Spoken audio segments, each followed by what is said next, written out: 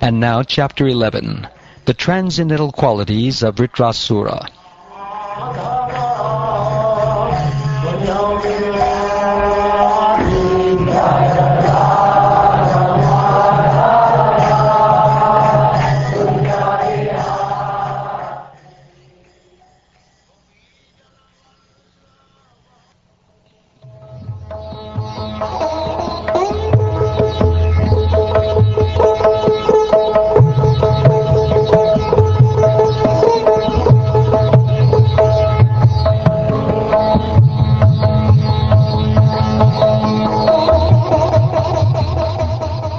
Sri Shukdev Goswami said, O King, Vrtasura, the commander-in-chief of the demons, advised his lieutenants in the principles of religion, but the cowardly demoniac commanders, intent upon fleeing the battlefield, were so disturbed by fear that they could not accept his words.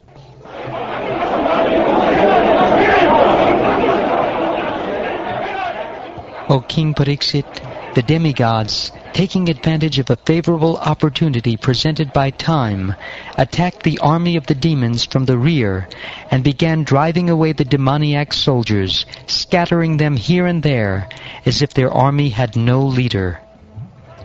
Seeing the pitiable condition of his soldiers, Vrtasura, the best of the asuras, who was called Indrashatru, the enemy of Indra, was very much aggrieved.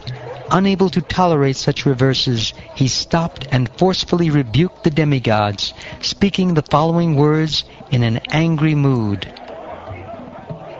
O demigods, these demoniac soldiers have taken birth uselessly.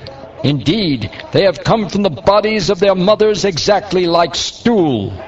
What is the benefit of killing such enemies from behind while they are running in fear? One who considers himself a hero should not kill an enemy who is afraid of losing his life. Such killing is never glorious, nor can it promote one to the heavenly planets. O insignificant demigods, if you truly have faith in your heroism, if you have patience in the cores of your hearts, and if you are not ambitious for sense gratification, please stand before me for a moment.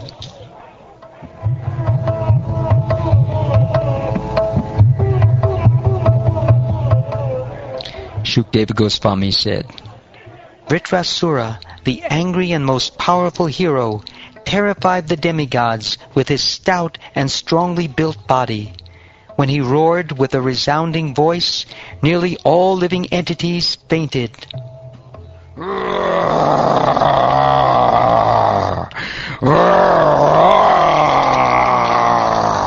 When all the demigods heard Vrtasura's tumultuous roar, which resembled that of a lion, they fainted and fell to the ground as if struck by thunderbolts. As the demigods closed their eyes in fear, Vrtasura, taking up his trident and making the earth tremble with his great strength, trampled the demigods beneath his feet on the battlefield, the way a mad elephant tramples hollow bamboos in the forests.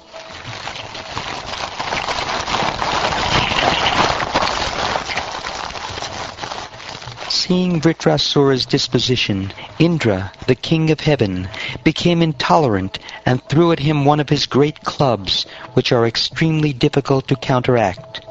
However, as the club flew toward him, Vrtasura easily caught it with his left hand. O King Pariksit, the powerful Vrtasura, the enemy of King Indra, angrily struck the head of Indra's elephant with that club, making a tumultuous sound on the battlefield. For this heroic deed, the soldiers on both sides glorified him.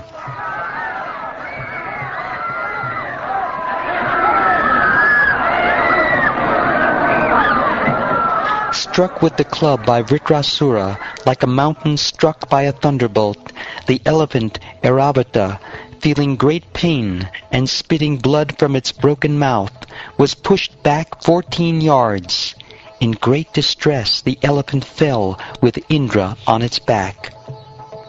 When he saw Indra's carrier elephant thus fatigued and injured, and when he saw Indra morose because his carrier had been harmed in that way, the great soul Vrtasura, following religious principles, refrained from again striking Indra with the club. Taking this opportunity, Indra touched the elephant with his nectar-producing hand, thus relieving the animal's pain and curing its injuries. Then the elephant and Indra both stood silently. When the great hero Vrtasura saw Indra, his enemy, the killer of his brother, standing before him with a thunderbolt in his hand, desiring to fight, Vrtasura remembered how Indra had cruelly killed his brother. Thinking of Indra's sinful activities, he became mad with lamentation and forgetfulness. Laughing sarcastically, he spoke as follows. He who has killed a Brahmin, he who has killed his spiritual master, indeed, he who has killed my brother, is now by good fortune standing before me face to face as my enemy.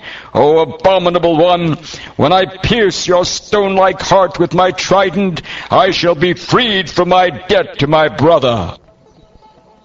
Only for the sake of living in the heavenly planets you killed my elder brother, a self-realized, sinless, qualified Brahmin who had been appointed your chief priest. He was your spiritual master, but although you entrusted him with the performance of your sacrifice, you later mercilessly severed his heads from his body the way one butchers an animal. Indra, you are bereft of all shame, mercy, glory, and good fortune. Deprived of these good qualities by the reactions of your fruitive activities, you ought to be condemned even by the man-eaters or Rakshasas. Now I shall pierce your body with my trident, and after you die with great pain, even fire will not touch you. Only the vultures will eat your body. You are naturally cruel. If the other demigods, unaware of my prowess, follow you by attacking me with raised weapons, I shall sever their heads with this sharp trident. With those heads, I shall perform a sacrifice to Bhairava and the other leaders of the ghosts, along with their hordes. But if in this battle you cut off my head with your thunderbolt and kill my soldiers, O Indra, O great hero, I shall take great pleasure in offering my body to other living entities, such as jackals and vultures. I shall thus be relieved of my obligations to the reactions of my karma, and my fortune will be to receive the dust from the lotus feet of great devotees like Narad Muni. O king of the demigods, since I, your enemy, am standing before you, why don't you hurl your thunderbolt at me? Although your attack upon me with your club was certainly useless, like a request of money from a miser, the thunderbolt you carry will not be useless. You need have no doubts about this. O Indra, king of heaven, the thunderbolt you carry to kill me has been empowered by the prowess of Lord Vishnu and the strength of Datichi's austerities. Since you have come here to kill me in accordance with Lord Vishnu's order, there is no doubt that I shall be killed by the release of your thunderbolt. Lord Vishnu has sided with you. Therefore, your victory, opulence, and all good qualities are assured. By the force of your thunderbolt, I shall be freed of material bondage, and shall give up this body and the world of material desires. Fixing my mind upon the lotus feet of Lord Sankarshan, I shall attain the destination of such great sages as Narad Muni, just as Lord Sankarshan has said. Persons who fully surrender at the lotus feet of the Supreme Personality of Godhead, and always think of his lotus feet, are accepted and recognized by the Lord as his own personal assistants or servants. The Lord never bestows upon such servants the brilliant opulences of the upper, lower, and middle planetary systems of this material world. When one possesses material opulence in any of these three divisions of the universe, his possessions naturally increase his enmity, anxiety, mental agitation, pride, and belligerence. Thus, one goes through much endeavor to increase and maintain his possessions, and he suffers great unhappiness when he loses them. Our Lord, the Supreme Personality of Godhead, forbids his devotees to endeavor uselessly for religion, economic development, and sense gratification.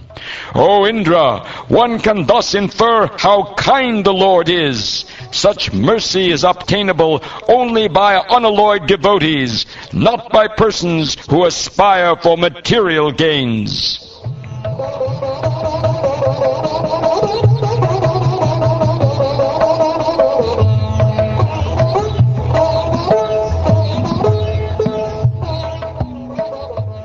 O my Lord, O Supreme Personality of Godhead, will I again be able to be a servant of your eternal servants who find shelter only at your lotus feet?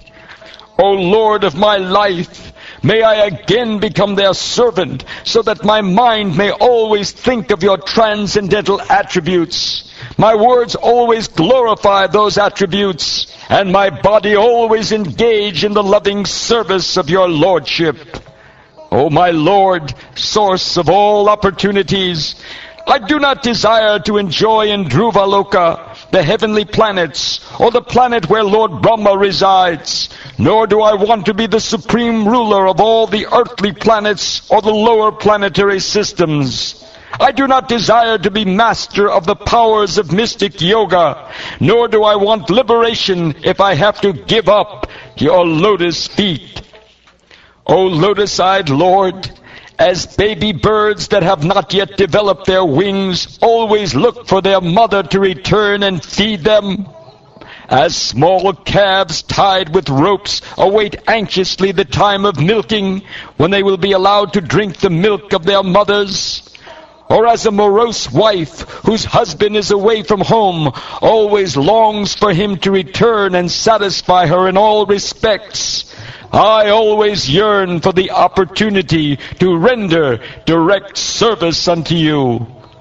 O my Lord, my Master, I am wandering throughout this material world as a result of my fruitive activities. Therefore I simply seek friendship in the association of your pious and enlightened devotees. My attachment to my body, wife, children, and home is continuing by the spell of your external energy, but I wish to be attached to them no longer. Oh, let my mind, my consciousness, and everything I have be attached only to you.